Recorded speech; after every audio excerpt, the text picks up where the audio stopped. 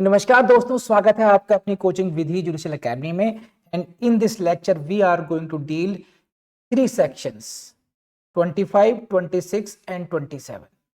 इस वीडियो में हम लोग धारा 25, 26 और 27 का एक साथ अध्ययन करने वाले हैं। क्योंकि because these 3 sections are inter related. ये तीनों ही सेक्शंस इंटर रिलेटेड हैं because of the unclaimed property. तो बेसिकली हम लोग 3 सेक्शंस पढ़ने वाले हैं, section number 25, section number 26 and then 27। Section 25 क्या करता है कि अनक्लेम्ड प्रॉपर्टी का चार्ज पुलिस वाले ले सकते हैं। 26 में मजिस्ट्रेट का रोल आता है कि वो डिटेन कर सकते हैं और क्लेमेंट्स को इनवाइट कर सकते हैं। और 27 बात करता है कि अनक्लेम्ड प्रॉपर्टी का डिस्पोजल कैसे होगा कि अगर कोई क्लेमेंट उपस्थित नहीं होता है तब। तो सेक्शन 25, 26 और 27 को हम एक साथ पढ़ने वाले हैं। और फिर मैं एक बात कहूंगा आप लोगों से कि इस सीरीज में या एंटायर विधि जुडिशियल एकेडमी के यूट्यूब चैनल पर जितने भी लेक्चर्स हैं वो बहुत सीरियस किस्म के लेक्चर्स हैं। वहां पर आपको कोई हवाई बात नहीं मिलेगी, कोई हंसी ठटक्का या इररिलेवेंट बात नहीं मिलेगी। इन वीडियोस में आपको बहुत सीरियस स्टडी मिलेगी। तो you should continue these videos only if you are very serious student. Non serious हैं, अगर आपको केवल ऊपरी तरफ से पढ़ना है, एक बहुत जल्दी खत्म करना है चीजों को, तो शायद आपके यूजफुल नहीं होंगे। लेकिन अगर आपने बहुत सीरियस स्टडी करनी है, आप ईमानदार हैं अपनी स्टडी के प्रति और आप कुछ वाकई बनना चाहते हैं, तो बेरक लेकर के बैठिए और जैसे मैं पढ़ा रहा हूँ, जैसे मैं करा रहा हूँ वैसा करने की कोशिश कीजिए। यकीन मानिए उसके बाद आपको कभी पीछे मुड़ के देखना नहीं पड़ेगा। आपकी जो प्रिपरेशन का लेवल है बहुत हायर हो चुका होगा वो। तो आपका कमिटमेंट, आपकी कंसिस्टेंसी डिसाइड करेगी कि आपको क्या पढ़ना, सुनना, समझना है। तो इन वर्ड्स के साथ मैं अपना लेक्चर स्टार्ट करता हूं।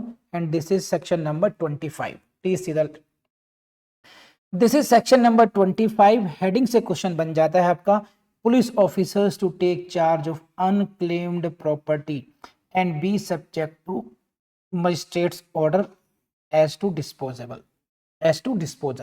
क्या है ये कि पुलिस ऑफिसर की ड्यूटी है कि वो कोई अनक्लेम्ड प्रॉपर्टी है। प्रॉपर्टी कैसी है? अनक्लेम्ड, यानी कि कोई ऐसी प्रॉपर्टी है जिस पर कोई क्लेम नहीं कर रहा है, तो that is unclaimed property.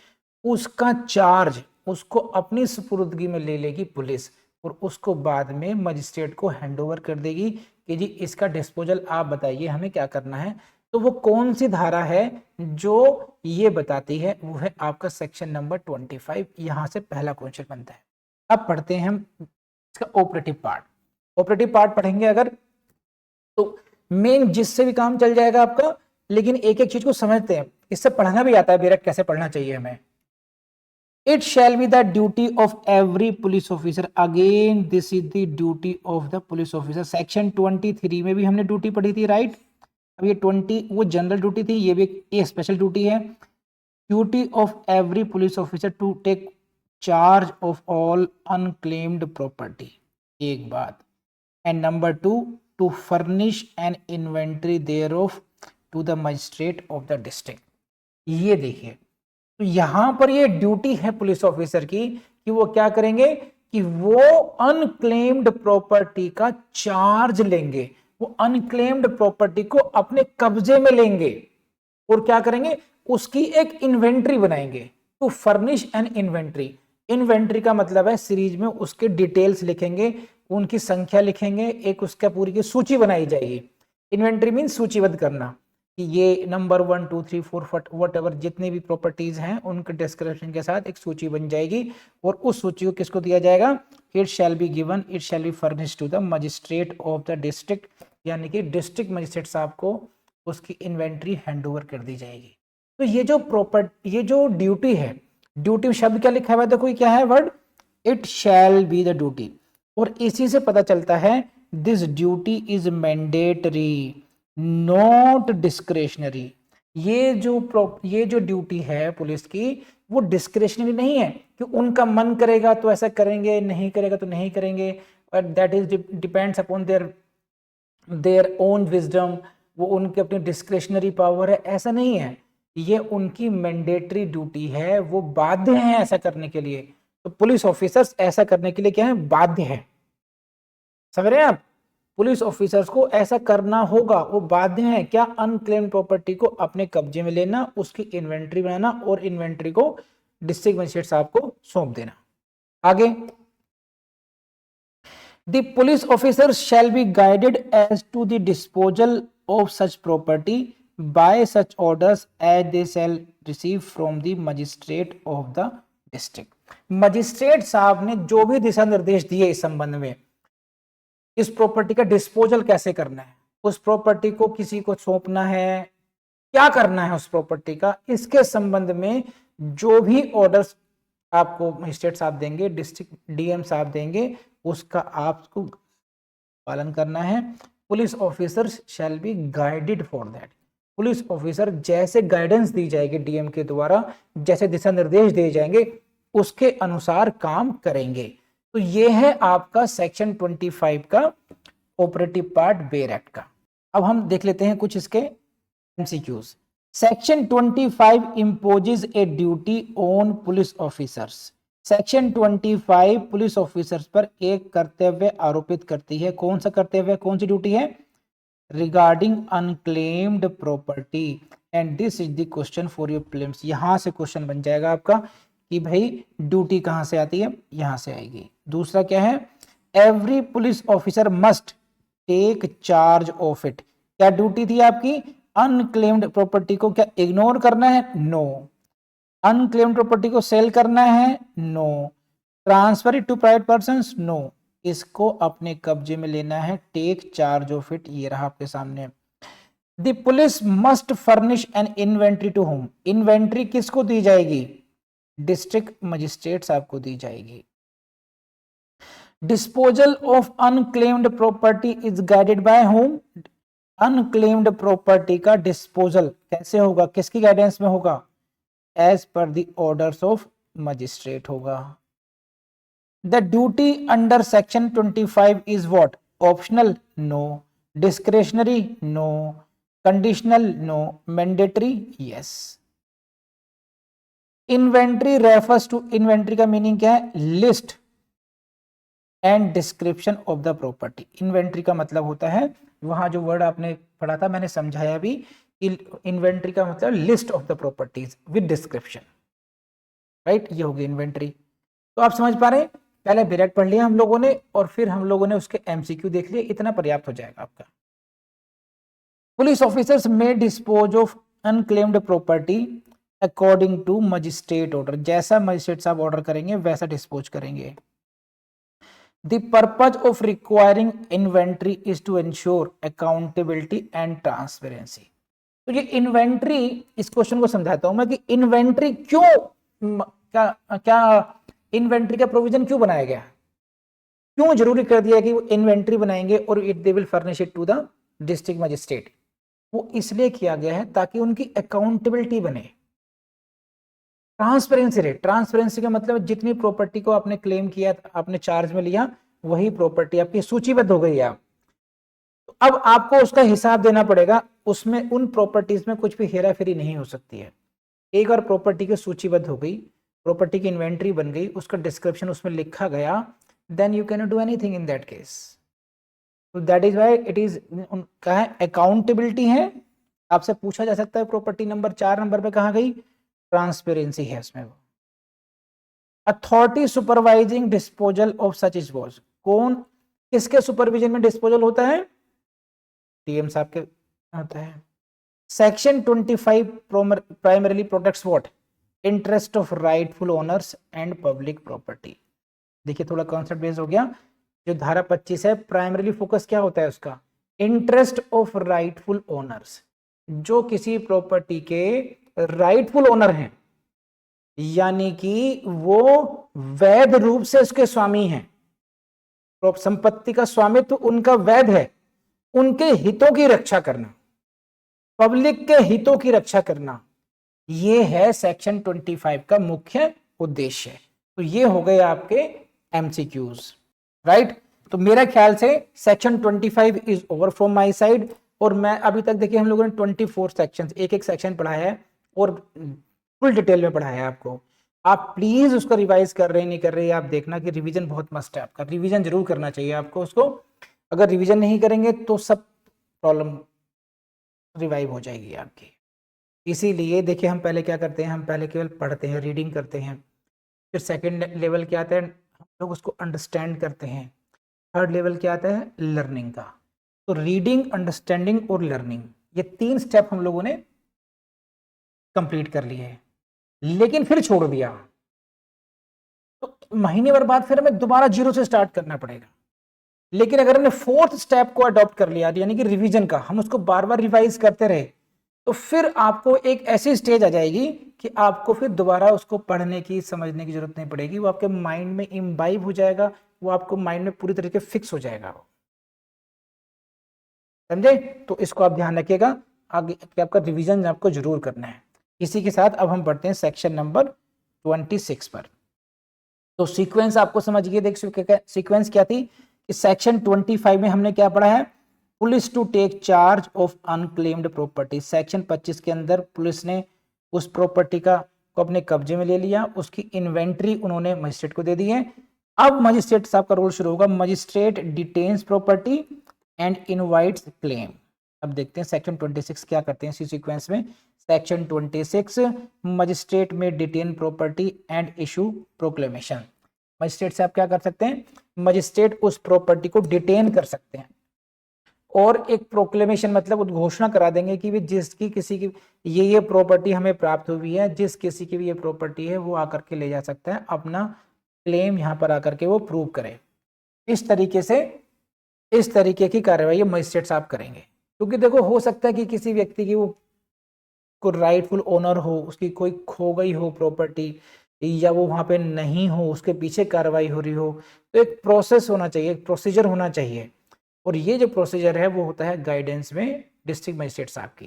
Section 26 की में हेडिंग से क्वेश्चन पूछ लेंगे आपको कि जो डिटेन प्रॉपर्टी कौन करेगा, और ये सेक्शन 26 मेनली किससे डील करता है, इसकी हेडिंग से क्वेश्चन आ जाएगा। अब हम पढ़ते हैं इसके ऑपरेटिव पार्ट। तो this is clause number 1, the magistrate of the district may detain the property and issue proclamation specifying articles and requiring any person who has claimed thereto to appear and establish his right to the same within 6 months को write down before claims. देखिए बस छोटी सी बात आ गई आपके सामने, क्या करेंगे डिस्ट्रिक्ट मजिस्ट्रेट साहब, क्या करेंगे, प्रोसीजर है, कोई कॉन्सेप्ट नहीं है, तो केवल जानना है आपने कि डीएम साहब क्या करेंगे। तो डीएम साहब उसको डिटेन कर लेंगे प्रॉपर्टी को। डिटेन का मतलब है अब वो प्रॉपर्टी उनके कब्जे में मानी जाएगी, it is under the detention of the district magistrate. Second क्या करेंगे वो, नंबर 1 क्या, डिटेन कर ली प्रॉपर्टी को। नंबर 2 क्या करेंगे, इशू प्रोक्लेमेशन, घोषणा करवाएंगे वो। और क्या करवाएंगे, उस घोषणा में लिखेंगे प्रॉपर्टी है कौन कौन सी, स्पेसिफाइंग द प्रॉपर्टीज, आर्टिकल्स कौन कौन से आर्टिकल्स हैं, राइट, जो भी आर्टिकल्स उसमें है। नंबर 2 फिर वो कहेंगे कि जिस किसी भी व्यक्ति की ये संपत्ति है, जो कोई भी अपना इसमें क्लेम रखता है, वह व्यक्ति प्रस्तुत हो, अपीयर हो, एंड एस्टेब्लिश हिज राइट, और अपने अधिकार को यहां पर आकर के साबित करे। और इसलिए टाइम दिया जाता है उसको 6 मंथ्स का। 6 मंथ्स का जो टाइम है वही आपका क्वेश्चन है कि कितने दिनों का टाइम दिया जाएगा प्रोक्लेमेशन में। तो किसी का स्कूटर पाया गया है, जिस किसी व्यक्ति को लगता है कि ये स्कूटर उसका है, तो आकर के अपना ले जाए, 6 महीने का टाइम दिया जाता है आपको। तो 6 months time will be given. तो 6 months is the question for your prelims. बड़े आगे नाउ आ जाइए। तो विद इन 6 मंथ्स, और कहां से काउंट करेंगे इसको, from the date of such proclamation, जिस डेट को वो घोषणा हुई है उस डेट से 6 महीने की कैलकुलेशन करेंगे। तो भैया प्रिय बंधु 6 महीने 6 मंथ्स को अपने दिल में लिख लीजिए, यहां से आपका प्रीलिम्स से क्वेश्चन बनेगा, फिर मत कहना। अब आ जाइए क्लॉज 2 पर आ जाइए। Provisions of section of the CRPC shall be applicable to the property referred to in this section, यानी कि उसका जो डिस्पोजल होगा, उसके जो कार्रवाई होंगी, फिर वहां पर एज पर द CRPC के प्रोविजन से होंगी, और यहीं से क्वेश्चन बन जाएगा। अब हम देख लेते हैं प्रीलिम्स से कोई क्वेश्चन बनता है क्या, देख लेते हैं। Power to detain unclaimed property, देखिए वहां पर शब्द यूज किया गया था 25 में कि जो पुलिस पर्सन है वो अपने चार्ज में लेगा, उसके बाद में उस प्रॉपर्टी को डीएम साहब डिटेन कर लेंगे। तो power to detain unclaimed property किसके पास चली गई है? डिस्ट्रिक्ट मजिस्ट्रेट के पास है, ना कि सुप्रिंटेंडेंट ऑफ पुलिस के पास है, ना ही वो पुलिस ऑफिसर्स के पास में। तो यहां पर आप देखेंगे police officers, police and civil executive ये इन टेंडम काम करते हैं। Magistrate must issue a proclamation publicly describing the property. ये जो प्रोक्लेमेशन है वो कैसे होगी? वो पब्लिकली इशू होगी, ध्यान रखना। उसमें डिस्क्रिप्शन होगा प्रॉपर्टी का। पब्लिकली का मतलब ये है कि प्राइवेटली नहीं होगी कि इंटरनल डिपार्टमेंट में दिखा दिया, पब्लिक एट लार्ज जाना चाहिए। इट मींस न्यूज़पेपर्स में और जहां जहां पब्लिक नोटिस हो सकते हैं वहां पर वो घोषणा करेंगे कि भाई ये प्रॉपर्टी है इस तरीके की। Clement must establish his right with in what? कितने महीनों में, कितने टाइम में करेगा वो? 6 मंथ्स में करेगा। ये रहा आपके सामने question. Limitation period runs from, जो 6 महीने का लिमिटेशन पीरियड है वो कौन सी डेट से रन करता है? From the date of proclamation. देखो मैंने कहा था ना यहां से क्वेश्चन बनता है, तो ये क्वेश्चन बन गया आपका। ये burden of proof ownership lies on what? Clement. ये साबित करने का भार कि मैं मालिक हूं, किस पर होगा? ये क्लेमेंट पर होगा। क्लेमेंट आकर के प्रूव करेगा कि ये प्रॉपर्टी मेरी है। Section 26 ensures what? Due process before disposal. Disposal से पहले का जो ड्यू प्रोसेस है, यानी कि रीजनेबल जो प्रोसेस है, जो जुडिशियस प्रोसेस है कि किसी प्रॉपर्टी का डिस्पोजल कैसे होना चाहिए, ये सेक्शन 26 एंश्योर करता है। कैसे? कि वहां पर देखिए जो प्रोक्लेमेशन कराई गई, यानी कि पब्लिक एट लार्ज को बताया गया, उनको इन्फॉर्म किया गया, तो ये यहाँ से ट्रांसपेरेंसी मेंटेन हो गई। जिस किसी का राइट है उसको टाइम दिया जा रहा है 6 महीने का। 6 महीने का टाइम बड़ा टाइम होता है कि वो अपना राइट आगे क्लेम कर सकता है, इसीलिए कहते हैं ड्यू प्रोसेस। यह है due process. Sub section 2 applies provisions of criminal procedure code, यानी कि बीएनएसएस मान लीजिए अब, कि जब उसको डिस्पोजल के संबंध में बाकी जो रूल्स हैं, रेगुलेशन है, वो कहाँ से लेंगे हम लोग? सीआरपीसी से लेंगे। डिटेंशन ऑफ प्रॉपर्टी का मतलब है temporary custody. Detention of custody यहां लिखा ना, डिटेन द प्रॉपर्टी, इसका मतलब है कि टेम्परेरी रूप से उसको अपने कस्टडी में लिया जा रहा है प्रॉपर्टी को। Proclamation must specify what? Proclamation में क्या क्या होना चाहिए? Articles of which property consist, संपत्ति के जितने भी आर्टिकल हैं वो प्रोक्लेमेशन में बताए जाएंगे। Section 26 primarily safeguards what? Rights of potential owners. Section 26 primarily क्या बचाता है, क्या सेफगार्ड करता है?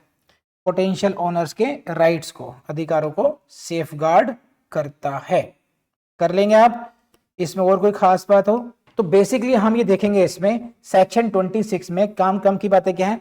Safe keeping of unclaimed property की बात की गई कि प्रॉपर्टी को, जो अनक्लेम्ड प्रॉपर्टी है उसकी सेफ कीपिंग होनी चाहिए। वो कहाँ होगी? आपकी डीएम साहब के पास होगी।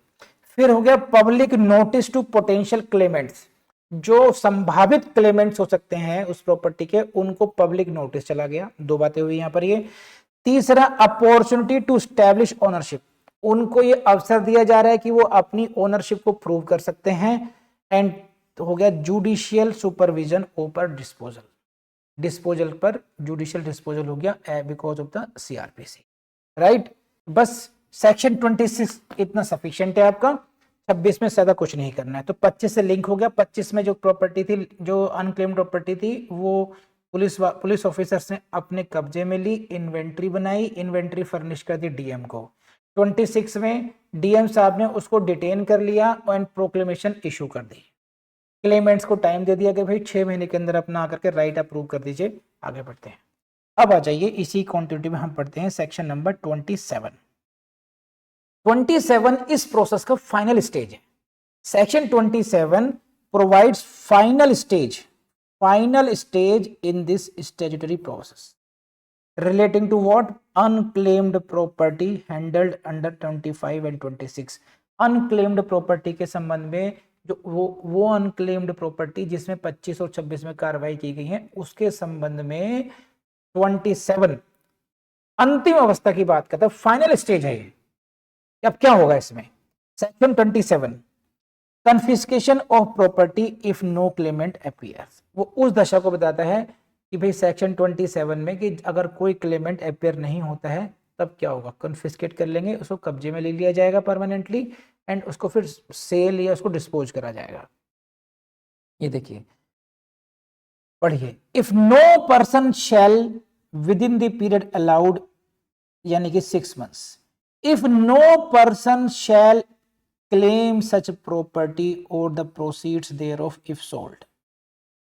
अगर कोई भी व्यक्ति उसको क्लेम करने के लिए नहीं उपस्थित होता है, जो टाइम दिया गया है 26 महीने का टाइम दिया, सॉरी सेक्शन 26 में 6 महीने का टाइम दिया गया था, और उस टाइम में कोई भी व्यक्ति आके उस प्रॉपर्टी को क्लेम नहीं करता है।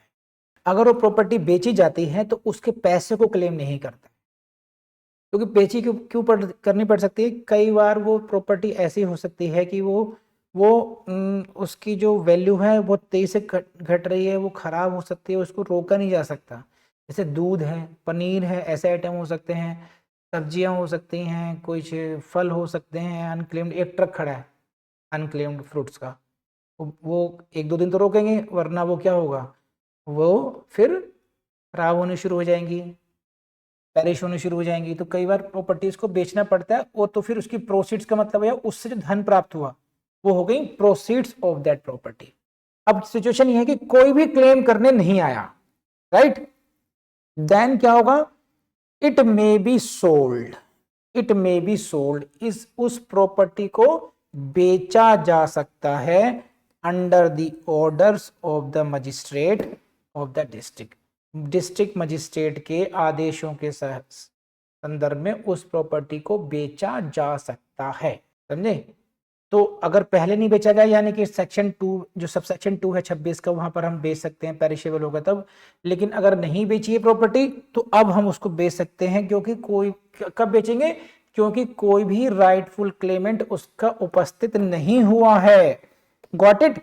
अब आ जाइए फिर प्रॉपर्टी का क्या होगा उसका, the proceeds of the property and the proceeds of the property to which no claim has been established shall be at the disposal of the property state government.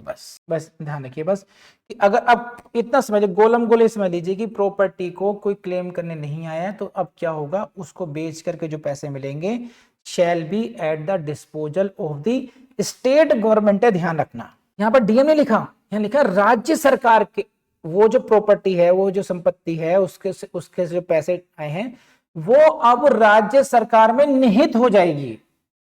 that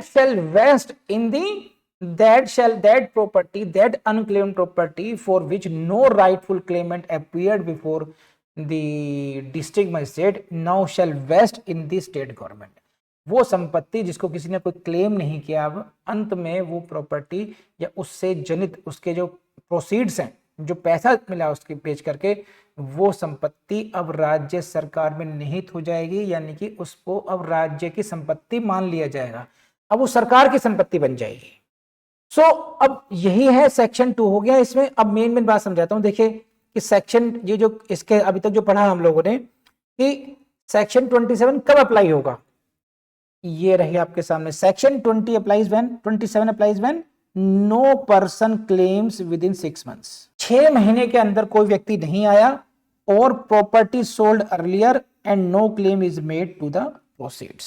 दोनों ही बातें कवर हो जाती हैं, प्रॉपर्टी भी cover हो गई, property भी कवर्ड हो गई है और प्रोसीड्स भी कवर्ड होते हैं। सेक्शन 27 का रूल कब आता है, जब no person claims the property, जब कोई भी उस प्रॉपर्टी को क्लेम करने नहीं आता है, या अगर वो बेच दी गई है तो उसकी प्रोसीड्स को क्लेम करने कोई नहीं आता है, then section 27 comes into play. Revision करा रहा हूं आपका। ये ट्रीटमेंट ऑफ सेल प्रोसीड्स क्या होगा, money obtained from sale of shall vest in the disposal of state government, it shall vest in the state government, राज्य सरकार में निहित हो जाएगी और ये वैसे डिस्पोज होगी अब जैसे कि राज्य सरकार चाहे। बस खत्म बात। तो ये जो प्रॉपर्टी को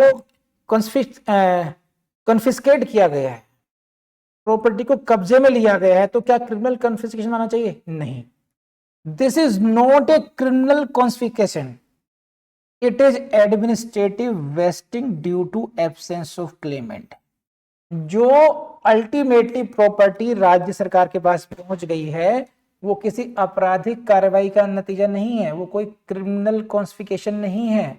एक क्रिमिनल कॉन्स्पिकेशन ये होता है कि कोई अपराध हुआ, अपराध में कि कोई केस प्रॉपर्टी है और वो सरकार ने अब अपने कब्जे में ले ली, तो क्रिमिनल कॉन्स्पिकेशन। कोई गुंडा एक्ट के अंदर, कोई यूपीए के अंदर किसी प्रॉपर्टी, किसी जैसे ईडी के कार्रवाई के अंतर्गत प्रॉपर्टी अपने कब्जे में ली गई, वो क्रिमिनल कॉन्स्पिकेशन हो गया। यहाँ पर कोई क्रिमिनल एक्टिविटी नहीं थी, यहाँ तो सिर्फ इतना था कि एब्सेंस ऑफ क्लेमेंट है, इसलिए प्रशासनिक कार्रवाई करते हुए उस प्रॉपर्टी को अपने कब्जे में लिया गया है। इसे कहते हैं एडमिनिस्ट्रेटिव वेस्टिंग। क्या कहते हैं इसको? Administrative vesting. Administrative vesting due to absence of claimant. बस ये हो गया आपका 27। तो सेक्शन 25, 26 एंड 27 इति समाप्तम, काफी कुछ करा दिया गया है। फिर आपसे इल्तिजा करूंगा कि अगर आप लोगों ने इस चैनल को सब्सक्राइब नहीं किया है तो कृपया कर लें, ये आपकी पढ़ाई में, स्टडीज में सहयोग करेगा। दूसरा, इस चैनल पर आप सीरियस स्टडी के लिए हमेशा इनवाइटेड हैं और हम आपकी जितना भी सहयोग हो सकता हम करेंगे। आप प्लीज़ अपने कमेंट्स जरूर भेजिए हमें, ताकि हमें पता चल सके आपकी आवश्यकता क्या है। नंबर 2। नंबर 3, हमारी वेबसाइट को जरूर आप एक्सप्लोर करें, हमारे ऐप को जरूर एक्सप्लोर करें और इसी चैनल की जो प्लेलिस्ट है अलग अलग सब्जेक्ट की, वो आपके लिए बहुत हेल्पफुल हो सकती है, उसको आप जरूर देखें। तो इसी के साथ इस चैप्टर को अंत करते हैं। धन्यवाद आपका। 25, 26 and 27 ends in this class. Now we will begin with the section number 28, that is also very important.